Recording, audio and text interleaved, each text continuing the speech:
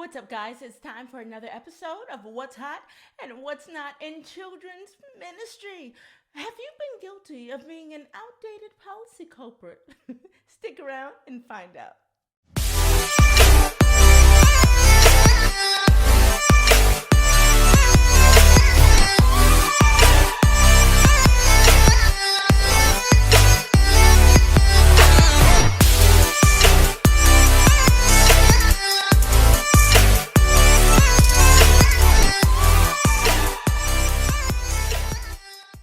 In children's ministry, if we are not careful, we can become so attached to outdated policies that we completely miss it. We miss the amazing opportunity to build trust with kids and just to let them know that we believe in them. We miss the opportunity to grow in our effectiveness in reaching children, families, and workers. And the worst of all, you guys, we miss what the Holy Spirit is wanting to do in our environments. So what's not hot in children's ministry? Being so rigid and addicted to outdated policies. So check out these 5 outdated policies in children's ministry and loosen up. Number 1, everyone has to attend a meeting in person. If we're really going to make an emphasis on the family, you guys, then we have to care about the family and their schedules.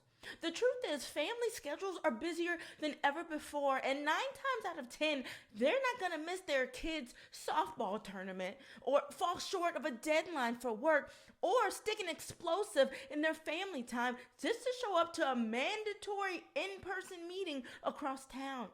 If we are truly going to carry out the kingdom assignments that God has given us, then we have to be willing to be flexible when it comes to how we get our messages across. And with the advancements of technology, it has never been easier to come together in a way that supports everyone's busy lifestyles. Number 2, everyone has to like children to serve in the children's ministry. The truth is, you don't have to like kids to be extremely valuable to the children's ministry department. With all of the roles needed from tech support, greeting, prep work, organizing spaces, you name it, there is room for everybody. So stop creating advertisements that invite only those who have a knack for kids to serve in your ministry. With all the work that lay before us to reach the next generation for Christ, you guys, we need as many people who are capable as possible.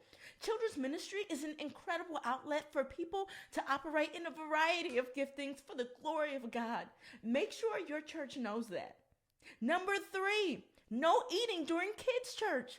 Kids in your ministry come from all walks of life, and that includes kids who may not have had the opportunity to eat breakfast or have a hot meal like some of the other ones. Don't let a hard rule hinder the message of Christ. Besides, sometimes it's that one piece of candy that wakes up a child's senses, calms their tummy, and opens them up to hear the message of God. Trust me, for that, it's worth picking up a few lingering wrappers. Number 4, phone in the basket. If you really want to reach kids, show them you believe in them and put that basket away. Choose to build an environment of trust with your kids.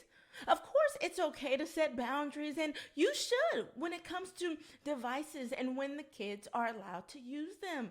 But we're dealing with digital natives, you guys. Having devices on them is a part of their life.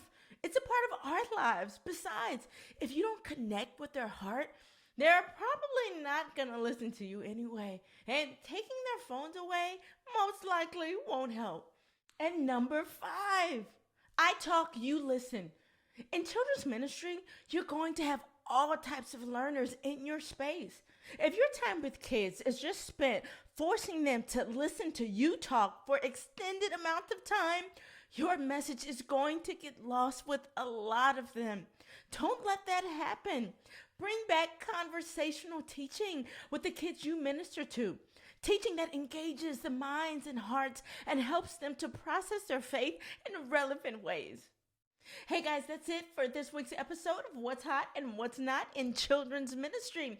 We'll see you next week, same time, same place.